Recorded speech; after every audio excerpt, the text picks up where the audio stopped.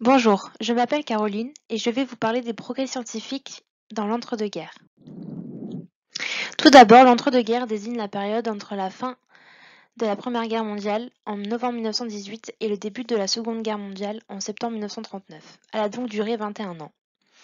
Cette période connaît de grandes avancées dans le domaine des sciences comme la médecine et la chirurgie, mais ce sont aussi les sciences physiques, les mathématiques et la chimie qui sont révolutionnées.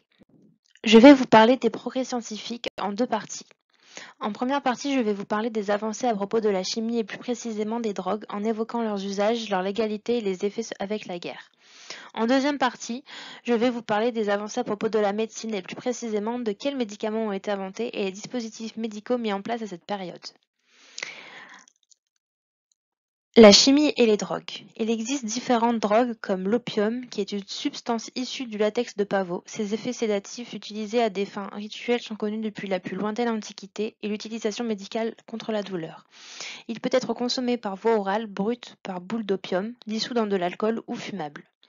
Il y a la morphine, qui est une molécule alcaloïde, extraite de l'opium, à l'effet antalgique très puissant et dont l'usage abusif peut mener à une addiction.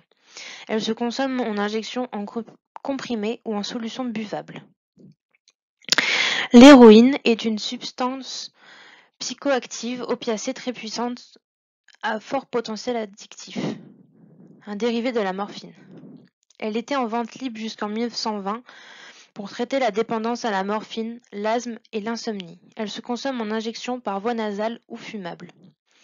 La cocaïne est extraite chimiquement de la feuille de coca issue des plantes.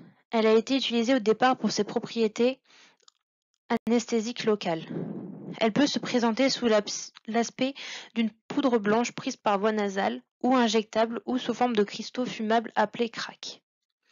Le cannabis est une plante à l'effet psychotrope, cela sert de relaxant, d'anxiolytique, d'analgésique, etc.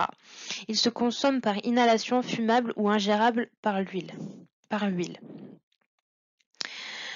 À l'échelle internationale, les États-Unis qui votent en premier le Harrison Act dès 1914, l'Europe ne tarde pas à suivre cette inspiration en faisant basculer l'usage de la drogue dans l'illégalité en 1916 pour la France et la Grande-Bretagne, puis en 1929 pour une Allemagne longtemps soucieuse de défendre son industrie pharmaceutique. Les drogues et la légalité. En 1919 et 1920, la Convention internationale de l'opium est intégrée au traité de paix de la Première Guerre mondiale, amenant un grand nombre de pays à la ratifier. En 1920, la Société des Nations devient le dépositoire de la Convention internationale de l'opium. En 1923, la Convention de l'opium est élargie au cannabis. En 1931, la Convention vise à limiter les quantités produites. Les drogues sont étroitement contrôlées et réservées à des fins médicales et scientifiques. En 1933, il y a la création du service central de stupéfiants qui remplace le service des stupéfiants et de la traite des blanches. Puis en 1936, la Convention pour la répression du trafic illicite des drogues nuisibles est déclarée. Il s'agit du premier texte international à criminaliser certaines infractions liées à la drogue. La guerre et la drogue. L'usage des stupéfiants de combat est un phénomène universel. La prise de substances psychoactives a servi à remplir deux objectifs. Les drogues ont été prescrites par les autorités militaires afin d'améliorer la combativité. Avant ou pendant la bataille, des stimulants comme les amphétamines ou la cocaïne ont été fournis pour améliorer la performance des soldats au combat, en améliorant l'endurance et la puissance physique, en rendant l'esprit plus alerte et en rehaussant le moral des troupes. Puis, après les combats, des sédatifs comme l'alcool, le cannabis ou les opiacés ont été administrés pour soigner ou prévenir les effets de la guerre sur le psychisme humain. Les traumatismes du combat pouvaient en effet rendre les soldats incapables de continuer à se battre. À propos de la médecine maintenant, j'ai retenu 8 grandes avancées médicales pendant l'entre-deux-guerres. En premier, il y a eu un nouvel antiseptique, l'eau de Daquin. Les deux scientifiques qui sont à l'origine de cette invention sont Henry Drysdale Daquin, un chimiste britannique qui donnera son nom au produit qu'on utilise toujours aujourd'hui, et Alexis Carrel, un chirurgien vasculaire français spécialiste des traitements des plaies de guerre. Cet antiseptique sert à nettoyer et désinfecter les plaies et les muqueuses afin de limiter la prolifération des bactéries.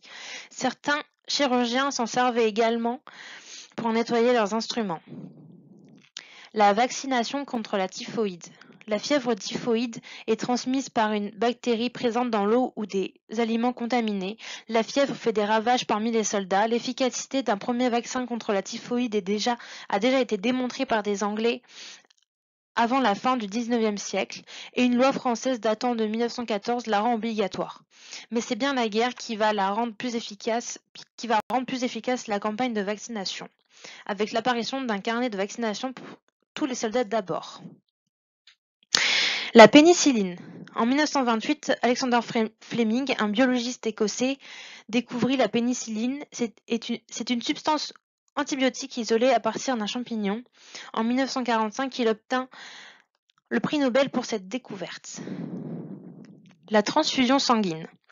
Avant la Première Guerre mondiale, la technique de la transfusion sanguine est déjà connue. Elle se pratique alors d'homme à homme, technique évidemment impossible en temps de guerre à cause du nombre de blessés et de manque de matériel.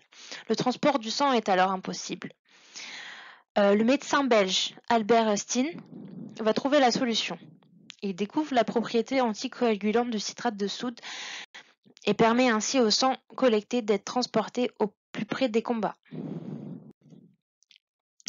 La radiologie et les petites Curie. Forte de ses 2 prix Nobel pour ses découvertes sur les radiations et le radium, Marie Curie voit dès août 1914 l'intérêt des rayons X pour repérer les éclats d'obus dans les corps des blessés. Elle part donc sur le front avec des matériels de radiologie. Elle financera d'ailleurs elle-même 18 voitures équipées qu'on nommera les petites Curie. En 1918, ce sont 850 postes fixes et mobiles qui auront été mis à la disposition de l'armée par Marie Curie et plus d'1 million de blessés secourus. La médecine de reconstruction ou réparatrice. L'orthopédie, la chirurgie esthétique, l'ORL, la chirurgie dentaire, les greffes, les prothèses et même le matériel médical a plus qu'évolué.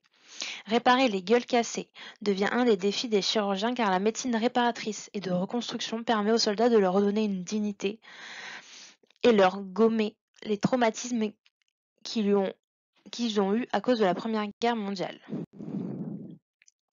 La médecine d'urgence. L'apparition des premières ambulances en passant par le tri des blessés et la médecine d'avant et d'arrière-front, toutes les structures de la médecine d'urgence ont été inventées à la fin de la Première Guerre mondiale. Et enfin, les thérapies psychiatriques. On parle ici d'obucite. Il s'agit des troubles non visibles mais bien réels constatés par des médecins. Ils notent des tremblements incontrôlés, des corps courbés, des absences ou encore des hallucinations. Les causes de ces troubles sont des envahissements, des attaques aux bombes chimiques, des visions traumatiques. On parle de mutilés du cerveau et de mélancolie profonde. 90 établissements asilaires sur le territoire vont accueillir ces soldats dans le Jura et en Haute-Marne par exemple. En constatant tout ça, on prend ces soldats traumatisés pour des lâches simulant des troubles pour éviter le front et certains seront d'ailleurs exécutés. Des études sont lancées pour tenter de comprendre ces formes de sidération. L'émotion est à l'origine du trouble. Les prises en charge des patients évoluent et les théories se diversifient. Le service de santé militaire crée des centres de psychiatrie et de neuropsychiatrie. La médecine moderne, dont nous bénéficions, doit beaucoup aux atrocités de la Première Guerre mondiale. L'afflux massif de blessés, des types de blessures nouvelles, la guerre des tranchées, tout cela a bousculé les habitudes médicales. Les médecins, les scientifiques et le personnel soignant n'ont eu de cesse d'améliorer leurs techniques pour venir en aide aux blessés. Je vous remercie d'avoir regardé la vidéo et je vous souhaite un bon visionnage pour les vidéos à suivre.